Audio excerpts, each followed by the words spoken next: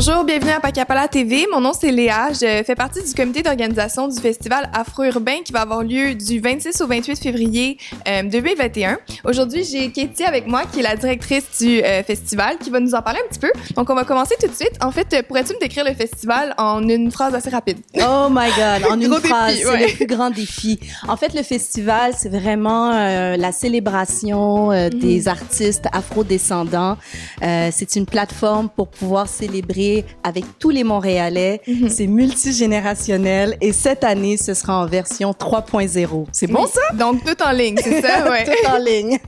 Donc, justement, là, on est avec vous aujourd'hui parce qu'on fait un appel aux artistes. Dans le fond, la date limite, c'est le 29 novembre pour les appels d'artistes. Donc, ils peuvent nous soumettre leur candidature. Exactement. Quel genre d'artiste est-ce qu'on recherche pour cette résidence-là? Alors, cette année, on lance vraiment l'appel de résidence parce que l'appel d'artiste, en fait, c'est une appel de résidence c'est ça, pour des exactement. artistes en danse, arts visuels et musique. Ouais.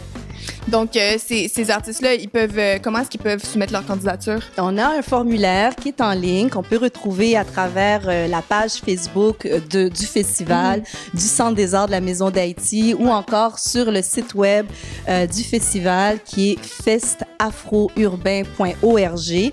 Donc, tout simplement remplir ce formulaire et puis on a des comités de jury qui vont passer à travers ça au peigne fin, des comités de jury composés de professionnels dans chaque catégorie.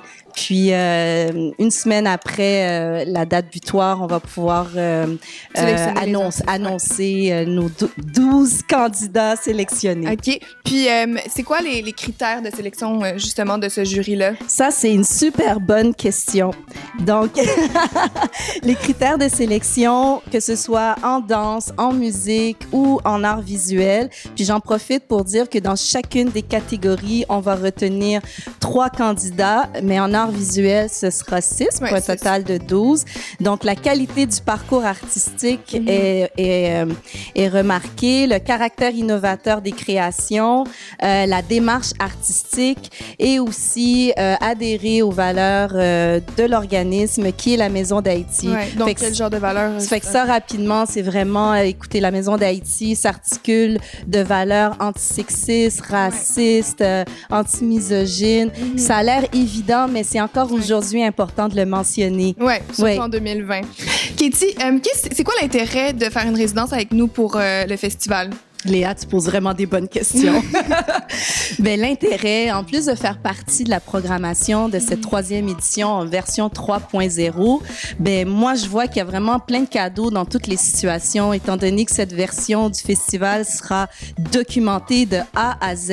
Chacun des artistes, que ce soit des artistes en résidence ou des artistes qui font partie de la programmation, auront à la fin un clip de leur performance. Les artistes retenus à la résidence auront un mini documentaire de 5 minutes parce qu'on va les suivre à travers justement leur processus de création sur 3 semaines. Ouais, puis on va diffuser ces documentaires-là pendant le festival. Les artistes en création danse pourront faire leur résidence dans l'espace Koudjaï du Centre des arts de la Maison d'Haïti. Les artistes en musique seront dans un de nos studios partenaires et les artistes visuels, bon, eux feront vraiment leur résidence dans leur atelier respectif. Mais on va leur fournir le matériel sur lequel ils vont pouvoir créer et il y aura un cachet qui va accompagner tout ça. Wow. La résidence se fait sur 3 semaines. Fait que c'est vraiment un défi créatif. Ouais. On s'entend, normalement, les résidences sont beaucoup plus longues puis on va en retirer un travail un peu plus approfondi. Ça n'empêche pas la pertinence de ce qui va sortir de cette résidence parce que chacun des artistes va s'inspirer du thème de cette année qui est espace et passage. Oui. Est-ce que tu veux nous en parler d'ailleurs un petit peu de ce thème-là? Oui, le thème de cette année, c'est vraiment pour pouvoir souligner le passage des artistes, de la culture, des citoyens afro-descendants à travers les différents quartiers de Montréal. La présence des afro-descendants est selon nous sous-estimée, sous-exposée, sous-reconnue en fait. Donc c'est vraiment l'opportunité avec ce thème d'explorer améliorer, comment on a occupé les espaces publics, comment on continue à le faire et puis nous inspirer à vraiment se répandre un peu partout, non seulement à Montréal, mais à travers la province et le pays, parce que l'art afrodescendant est encore en train de se définir. Et le festival afro-urbain et le Centre des arts de la Maison d'Haïti a vraiment envie de faire partie de la conversation. Donc, c'est ça. Les artistes, ils ont jusqu'à quelle date pour soumettre leur candidature? Alors, on le répète, le compte à rebours est entamé.